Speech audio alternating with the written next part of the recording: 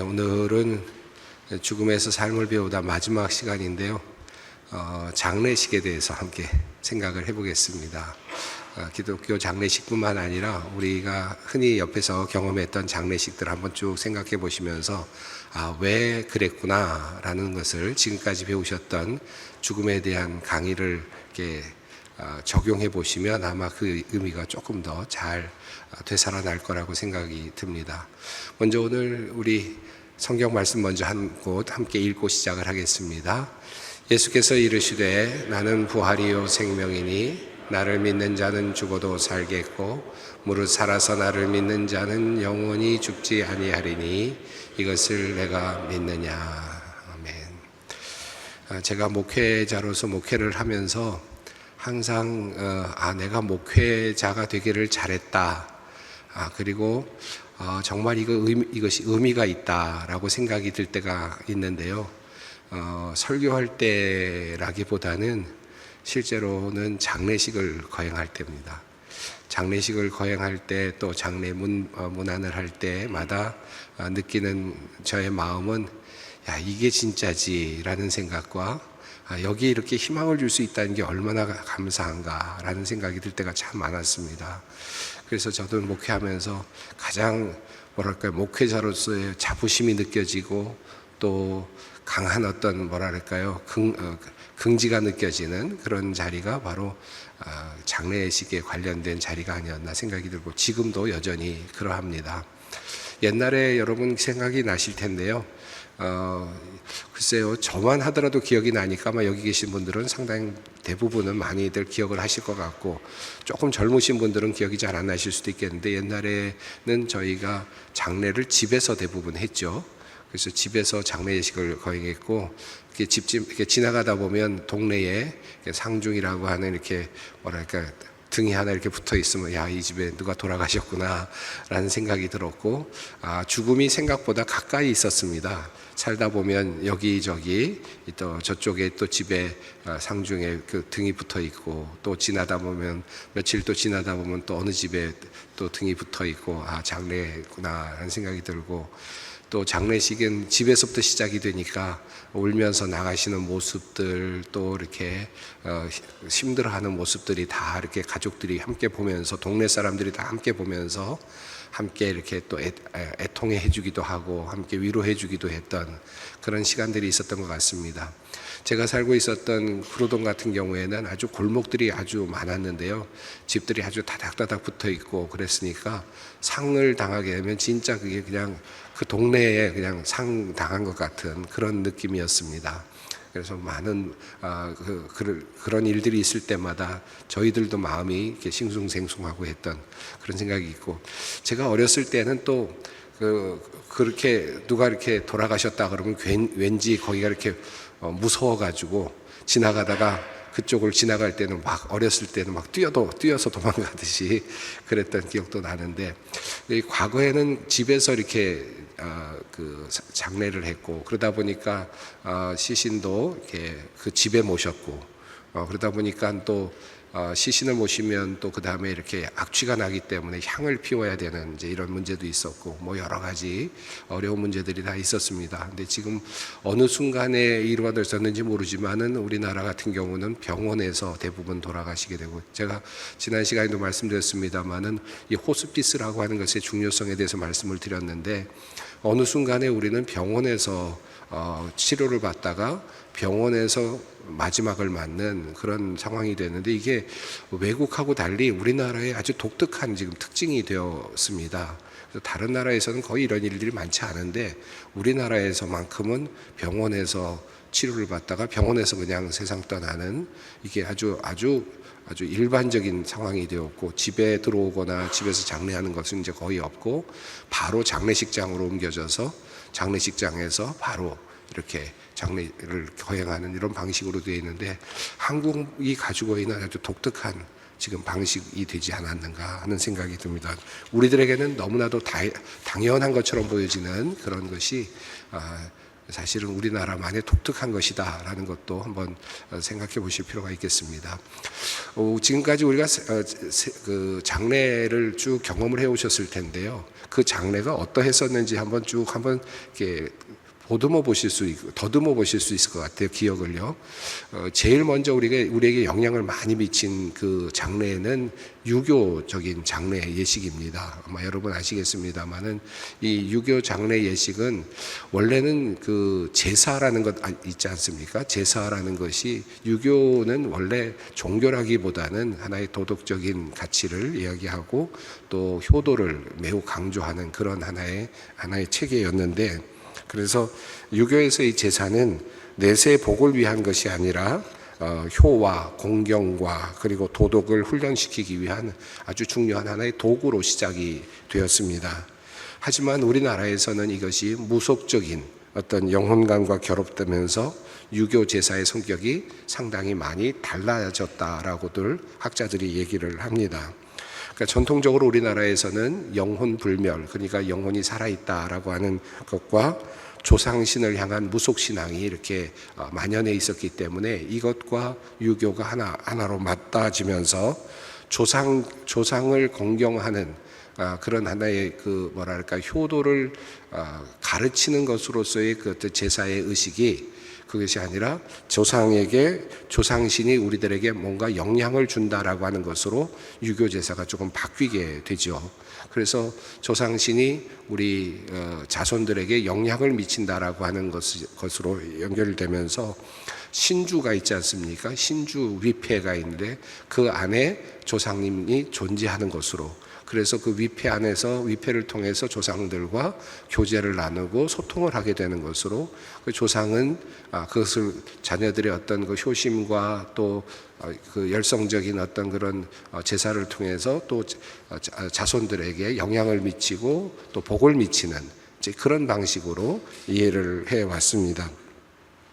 그래서 유교에서는 조상과의 연결 관계가 계속 연결되어 있는 거죠. 그래서 조상신을 잘 모셔야 복을 받게 되고, 조상신을 잘 제사를 드려야만 가족들이 평안하게 되는 방식으로 제사의 형식이 이루어져 왔습니다. 장례도 물론 마찬가지라고 할 수 있겠습니다. 그래서 그러다 보니까 조상신을 잘 모시지 못하면 그 자손들이 잘 못 되니까 항상 두려움이 있는 거고요. 잘 모셔야만 되는 그런 문제가 있었습니다. 유교와 관련돼서 몇 가지 내용을 보면, 우선 유교의 영향을 받았다고 보여지는 것 중에 하나가 3일장입니다. 3일 동안 그 장례를 치르는 형식이 일단 홀수로 되어지는데 보통 3일장으로 이렇게 되어 있던 것도 유교가 가지고 있는 매우 중요한 하나의 전통이라고 할 수 있겠습니다. 이런 것들이 사실 우리 일반적인 장례 예식에 그대로 지금 현재 적용이 되고 있다라고 해도 될 것 같고요.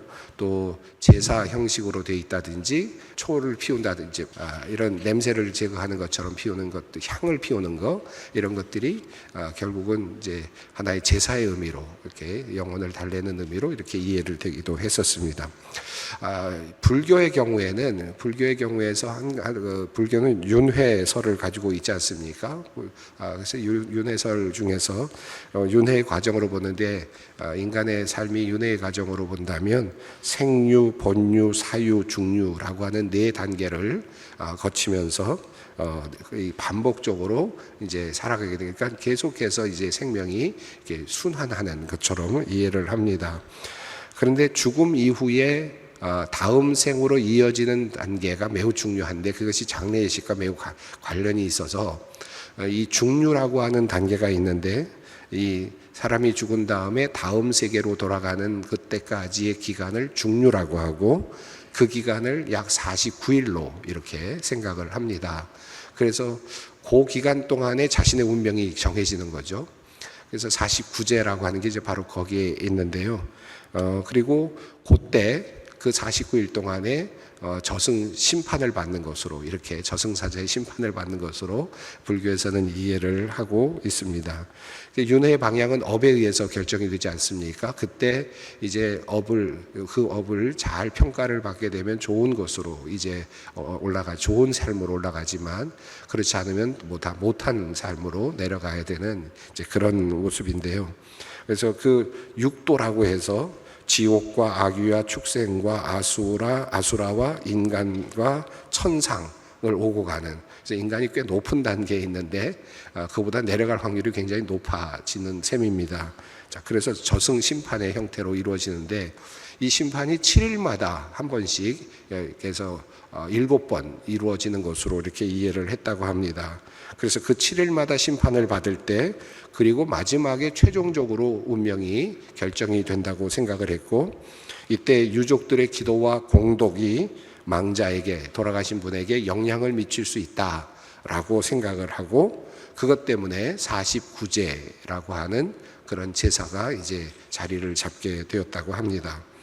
그러니까 이 49제는 유족이 기도 또는 봉양 또는 보시를 통해서, 공양 또는 보시를 통해서 망자가 가지고 있었던 업을 덜어주는 역할을 해서 더 좋은 곳으로, 극락으로 갈 수 있도록, 극락 왕생으로 나아가도록 돕는 의례로 이렇게 이해를 했습니다. 그래서 우리가 불교에서 굉장히 중요하게 생각하는 게 장래와 관련된 것이 이제 49제라고 하는 것을 알 수 있죠. 여러분, 그 신과 함께라고 하는 영화를 보신 분이 계실지 모르겠는데, 이 신과 함께라고 하는 영화가 처음부터 끝까지가 내용이, 이 죽은 다음에 사람이 49일 동안 7번 재판을 받는 내용을 영화로 만든 것이라고 합니다. 여러분 보신 분들 계실 거라고 생각하는데, 저는 사실은 못 봤는데요. 우리 내용을 보니까 이 내용이 그런 내용이라고 해서 여러분에게 알려드리는데, 아마 기억하실 분들도 있을 거라고 생각하는데, 신과 함께 2017년에 나온 영화입니다. 죽음이 끝이 아니라 윤회의 관점을 보여주는데, 불교적인 관점이 아주 강력하게 들어가 있는 그런 영화라고 할 수 있겠습니다. 천주교에서의 관련된 장례 예식을 좀 볼 필요가 있겠는데요. 이 천주교에서는 연옥교리가 있습니다. 뒤에 조금 더 나오겠습니다만, 중세교회와 연결해서 연옥교리 때문에 죽은 자들을 위한 기도가 있습니다. 그리고 죽은 자, 아직도 연옥에 있기 때문에 그들의 운명이 바뀔 수 있다라고 하는 생각을 하게 되는 거죠. 그런 의미에서 본다면 불교하고도 비슷한 점이 있습니다. 죽은 다음에도 변화의 그 기간이 있다라는 것인데, 불교 같은 경우는 49일이라고 하는 시간을 가지고 있다면, 가톨릭에서는 이제 그런 내용보다는, 그런 기간이 있던 것은 아니지만 연옥 교리가 있어서 연옥을 통해서 연옥에 머물고 있기 때문에 그 사이에 죽은 자를 위한 기도, 죽은 자를 위한 미사, 이런 것들을 통해서 그들의 운명이 바뀌어질 수 있고 그가 하늘나라로 올라갈 수 있게 된다라고 생각을 하는 그런 교리를 가지고 있습니다. 그러다 보니까 여기에서도, 가톨릭에서도 이제 그 장례 예식을 보면 그 신경을 읽거나 또는 말씀을 읽거나 노래를, 찬송을 부르거나 끊임없이 그렇게 장례 예식장에서 그렇게 함으로써 어떤 그의 운명이 바뀌기를 원하는 그런 하나의 돕는 그런 의미의 예식들을 계속해서 거행을 합니다. 그래서 아마 여러분 불교 예식을 보시면은, 불교 장례식을 가시면은 계속해서 이렇게 불경을 외우거나 이렇게 독경을 하거나 하는 경우들을 보지 않습니까? 계속해서 주문처럼 이렇게 하는 것을 보는데, 가톨릭 교회에서 예배를 드릴 때도 보면 예배를 드린 분들이 와서 계속해서 이제 문장을 읽고 계속해서 읽고 또 읽고 하는 것을 보시게 될 텐데요. 그게 바로 이제 그 죽은 자를 위한 하나의 공양에 해당이 된다고 할 수 있겠습니다. 그래서 천주교에서도 이제 이런 부분이 이제 나타나고 있는 것이죠. 이 부분에 대해서 종교개혁자들이 굉장히 강하게 반대를 했던 것이기도 합니다. 또 다른 이제 그 장례 예식과 관련된 중요한 부분이 있다면, 제가 유교적인 문제에 있어서는 그 조상 신에 대한 부분에 대한 얘기를 했는데, 이와 비슷한데 무속적인 관점에서의 어떤 특징이 있습니다. 이 무속 토속 신앙에서는 영혼이 불멸한다라는 생각을 했고, 그리고 영혼이 죽은 다음에 이동한다라고 생각을 했는데요. 이승에서 저승으로 이동한다라고 생각을 했고, 사람이 죽으면 생령이었다가 그 다음에 죽으면 사령이 되어서, 죽은 영이 되어서 어떤 장소로 저승으로 이동을 하는 것으로 그렇게 이해를 했습니다. 물론 그곳에 가서 이제 가서 이제 심판을 받고 염라대왕의 그 심판을 받고 하는 이런 것들도 굉장히 중요하지만, 무속신앙에서 더욱 중요하게 여기는 것은 제대로 죽었는가 아니면은 제대로 죽지 못했는가가 매우 중요하게 여겨지는 것이죠. 이것이 중요한데, 다시 말하면 죽음의 방식에 따라서 영혼의 상태가 달라지는 것으로 무속신앙에서는 그렇게 이해를 하고 있습니다. 다시 말하면 자연스럽게 편안하게 사람이 죽게 되면 저승에 그냥 안착하는 것으로 그렇게 이해를 했지만, 그러나 비정상적인 죽음, 사고라든지 원한에 의한 것이라든지 이렇게 해서 죽게 될 때는 그 영이 바로 저승으로 가지 못한다라고 생각을 했고, 그 원혼이 떠돌면서 계속해서 문제가 되는 그런 상황이, 그래서 그들이 원혼이 떠돌면서 재앙을 일으키거나 어떤 문제를 일으킬 수 있다라고 보는 것이 바로 이 일반적인 우리 무속신앙의 또 관점이었습니다. 그래서 이런 것들에 이런 신앙을 가지고 있는 이런 무속신앙에서는 제사를 드릴 때 그 원혼을 달래야 되니까 씻김굿이라든지 이런 것들을 통해서 이제 제사를 드리고 또 그 영혼을 올려보낸다라고 생각을 했던 그런 방식이 있었습니다. 자, 그러니까 우리가 좀 간단하지만 이렇게 쭉 전체적으로 살펴봤는데, 불교의 영향권도 우리가 어느 정도 이렇게 알 수 있고요. 또 우리가 알고 있는 무속신앙의 내용도 좀 어느 정도 알 수 있고요. 또 유교적인 그런 내용도 우리가 어느 정도 알 수 있습니다. 이미 여러분께서 우리 황 목사님 통해서 이제 죽음과 관련된 여러 이 관점들을 배우셨을 때 이미 다 배우셨을 내용들인데, 이게 이제 장례 예식에 그대로 적용이 되고 있다라는 것만 확인하시면 될 것 같습니다. 이 무속신앙과 관련돼서 나온 영화가 있는데, 그 묘자리와 관련된 영화죠. 파묘.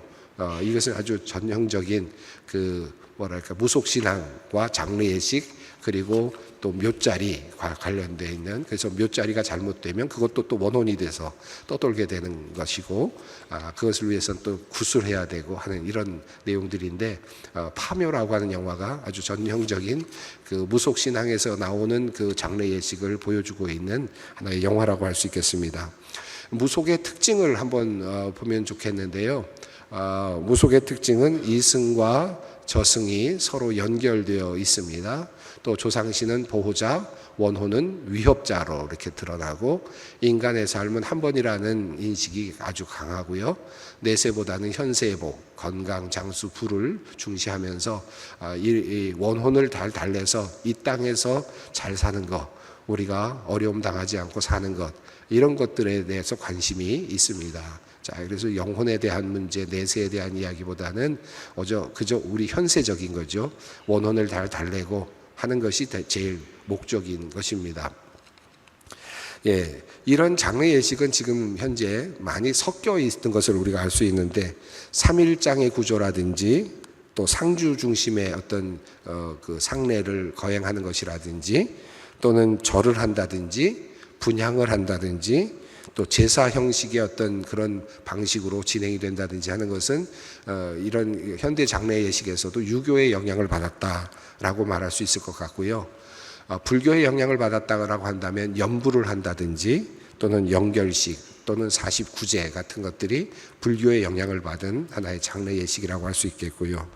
또 무속과 관련돼서는 씻김굿과 같은 것들이 무속과 관련된 것이라고 할 수 있을 것 같습니다. 그래서 이런 또 향을 피는 경우에도, 이 향을 피는 경우에도 종교적인 의미들이 굉장히 강하게 있는 것을 확인할 수 있습니다. 자, 그러면 우리 기독교는 어떻게 장례 예식을 거행을 했을까요? 그리고 우리 기독교 예식은 어떤 지금 어떤 모습으로 자리 잡았으며 또 거기에 문제가 있다면 어떤 것이고 좋은 점이 있으면 어떤 것일까? 좀 잠시 생각을 해보겠습니다. 초대교회의 장례 예식을 보면 초대교회 예식은 부활 사상이 굉장히 강력하게 드러나 있었습니다. 죽은 사람의 집에서 함께 기도를 하였고요. 그리고 시신을 깨끗이 씻고 기름을 부었고 그리고 흰천으로 감아 쌌습니다. 마치 미라 싸듯이 그렇게 흰천으로 감아 쌌는데 주로 관은 사용하지 않았던 것 같고요. 그러나 운구하기 위해서 막 비슷한 그런 들것과 같은 것들이 필요했던 것 같습니다. 장지로 운구를 하였고, 그런데 로마인들은 장례가 악한 징조, 좋지 않은 징조라고 보았기 때문에 밤에 주로 시신을 이동했대요. 그런데 기독교인들은 그렇게 하지 않았습니다. 낮에 흰 옷을 입고 그렇게 이동을 했다라고 합니다. 찬양을 부르면서 그렇게 운구를 했다라고 합니다. 죽음을 이긴 하나님의 승리를 선포하기 위해서 촛불과 그리고 종려나무 가지를 가지고 향불을 피우며 그렇게 전진했다고 합니다.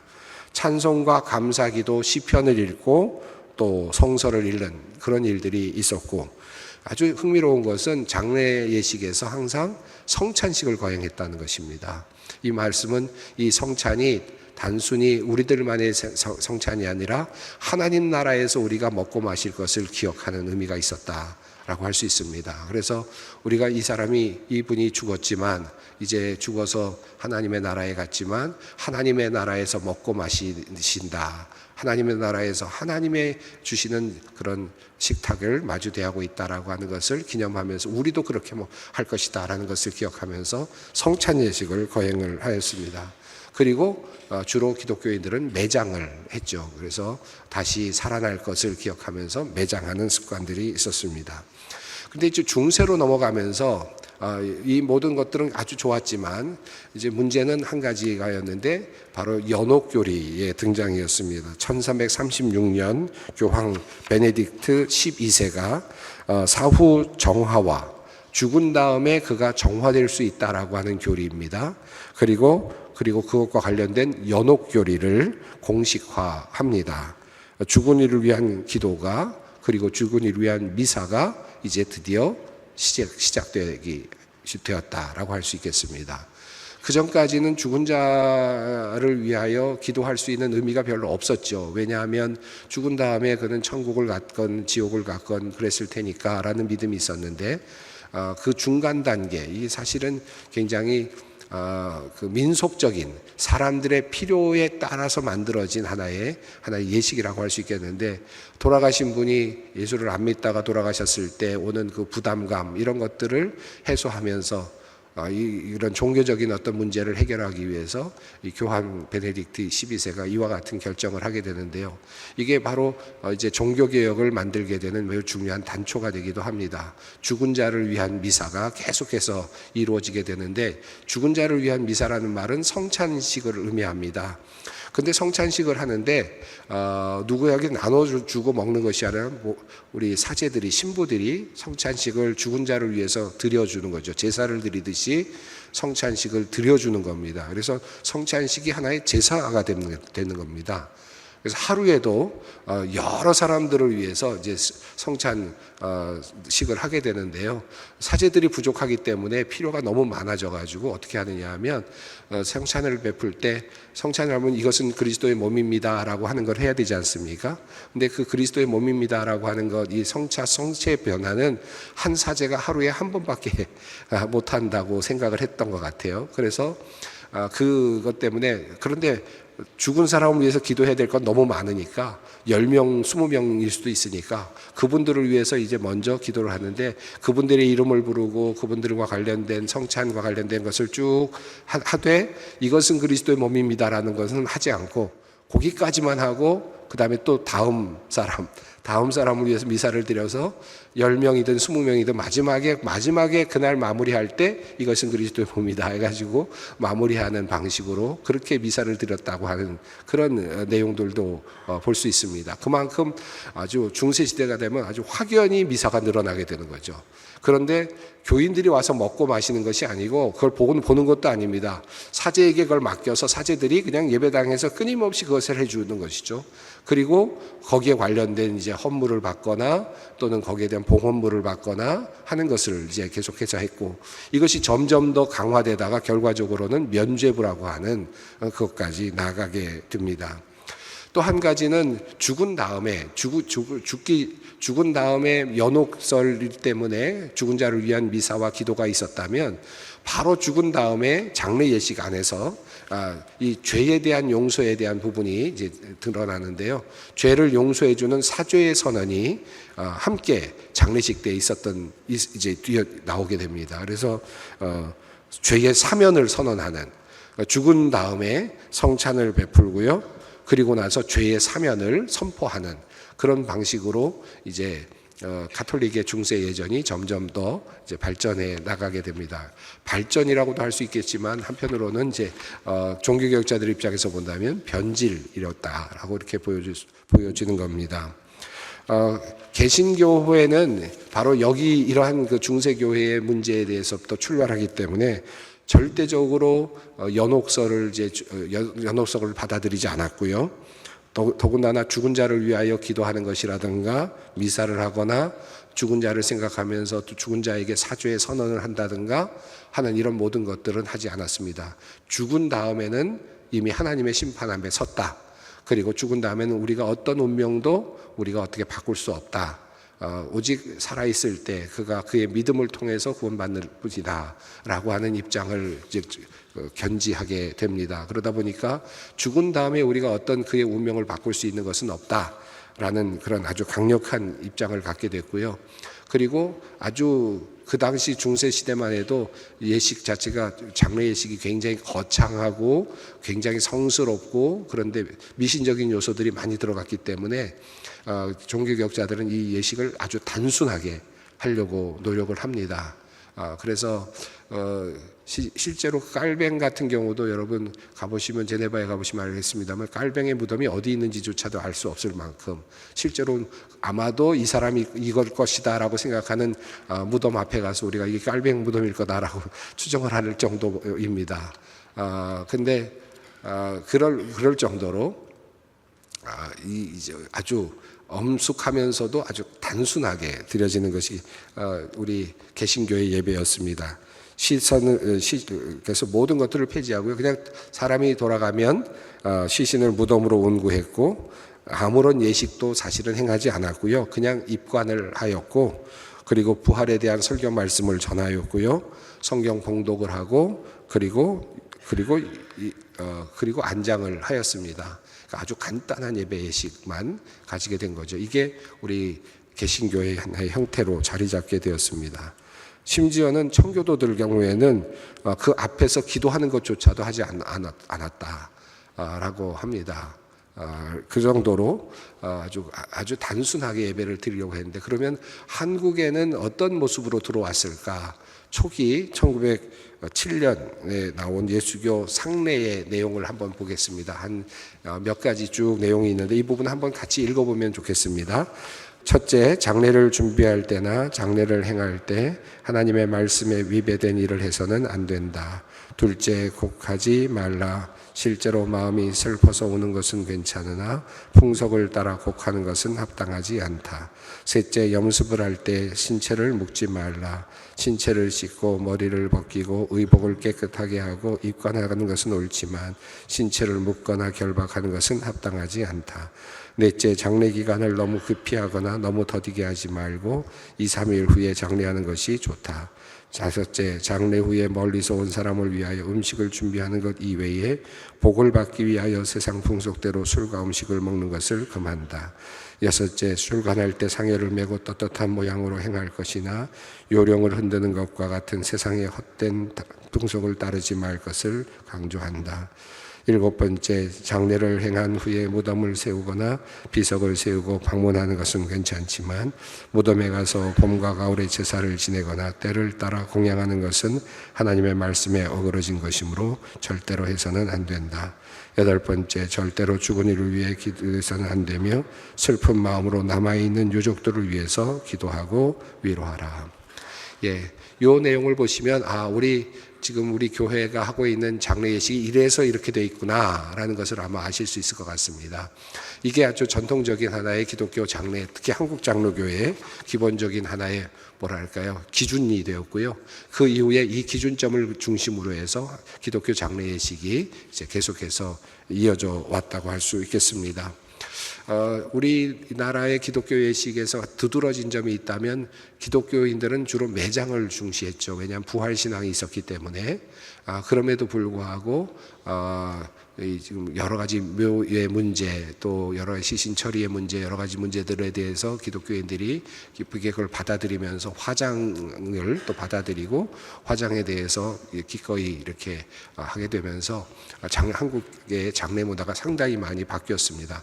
만약에 기독교인들이 끝까지 이게 매장 문화만을 강조했으면 사실은 굉장히 한국도 어려웠을 거라고 생각이 드는데, 그럼에도 불구하고 좁은 이런 국토에 대한 것들도 고려하면서 또 부활신앙이 단순히 화장이냐 매장이냐에 따라서 달라지는 것이 아니다라고 하는 보다도 적극적인 믿음의 어떤 그 고백을 통해서 화장이 받아들여지게 됐죠. 그래서 기독교인들도 화장을 하고 그리고 뿌려지는 그러면서 또 부활의 신앙을 여전히 가지고 있는 그런 모습을 우리가 볼 수 있습니다. 에스겔서에 보면은 뼈들이 하나씩 붙는 모습들이 보여지는데 그런 모습이 아니더라도 우리는 하나님께서 우리에게 하나님의 역사로 부활을 일으키실 것을 믿고 우리는 화장을 또 하고 있습니다. 우리 소망교회 관련돼서 매우 중요한 것들은 아마 여러분 아시겠습니다. 우리 조이부 봉사와 또 우리 권사회에 또 우리 경조부의 봉사가 아주 탁월하다는 점을 아마 우리 소망교회 교인들은 아마 다 알고 계시고 너무나도 고맙게 생각할 거라고 생각하는데요. 우리 장례 예식과 관련해서 우리 경조부의 봉사와 이 봉사들은 우리 교회를 지탱하는 아주 매우 중요한 힘이라고도 할 수 있을 것 같습니다. 아마 여러분께서 보시면서 감동을 많이 하실 거라고 생각하는데 정성스럽게 돌아가신 분을 이렇게 환송하고 하나님의 품에 안겨드리는 귀한 역사들을 우리가 볼 수 있습니다. 마지막으로 우리 소망교회 장례 예식에서 굉장히 중요한 것은 소망동산이죠. 여러분, 이 소망동산은 원로 목사님께서 처음 시작을 하셨는데 그 당시로서는 정말 파격적이었다고 생각하고요. 지금도 아직도 그 법이 아직도 여기까지 따라오지 못할 정도의 법인데 이제 겨우 따라오고 있는 듯합니다. 그런데 한 장소에 성도들의 그 화장된 그런 것들을 다 이렇게 함께 모아서 이렇게 우리들을 부활의 소망을 함께 나누는 그런 공동체적이고도 또 장례 문화도 굉장히 아주 단순하게 만든 귀한 일을 우리 소망교회가 했다라는 것은 지금도 하고 있다. 다른 교회도 이걸 아직 못하고 있는데 이걸 하고 있다는 것은 굉장히 큰 자랑거리라고 생각이 듭니다. 지금까지 대략 약 한 4천여 분 정도가 지금 거의 이곳에 묻혀 계시는데요. 면적으로 따지면 어마어마해야 될 면적인데 여기에 우리가 한 곳에 모아서 함께 기억하고 또 기리고 있습니다. 오늘 장례 예식에 관련된 내용들 쭉 살펴보았는데 우리 어떠셨습니까? 이제 장례 예식이 이래서 우리가 기독교 예식이 이렇게 장례를 베푸는구나. 또 다른 종파에서는 이래서 이런 식으로 장례를 하는구나. 이해도 하셨을 것 같고 또 혹시라도 이거는 내가 피해야 되겠구나. 이거는 잘못된 생각이구나 하는 것들도 아마 생각을 하셨을 거라고 생각합니다. 마지막 가는 길 또 하나님 앞에 찬송하며 그리고 기쁨으로 나갈 수 있는 길, 그것이 바로 기독교 장례 예식의 하나의 틀이라고 할 수 있겠습니다. 여기까지 오늘 하겠습니다. 함께 기도하겠습니다. 하나님 감사합니다. 삶과 죽음의 경계선에서 살아가고 있는 우리들이 죽음이 무엇일까에 대해서 다시 한번 고민할 수 있는 기회를 주심을 감사합니다. 한 학기를 마치며 장례 예식에 대해서 다시 한번 돌아보았습니다. 언젠가 우리도 이 장례 자리에 주인공으로 서게 될 터인데 그때 주님 앞에 서듯이 기쁨으로 서게 하시고 찬송함으로 서게 하시고 믿음 안에서 설 수 있는 우리가 되게 하여 주시옵소서. 주님께서 우리에게 귀한 교회를 주셨음을 감사합니다. 이 교회를 통하여 저희들의 신앙을 굳건히 하며 믿음으로 마지막 날을 준비하는, 다음 삶을 준비하는 우리가 되게 하여 주시옵소서. 우리 주 예수 그리스도의 이름으로 기도드립니다. 아멘.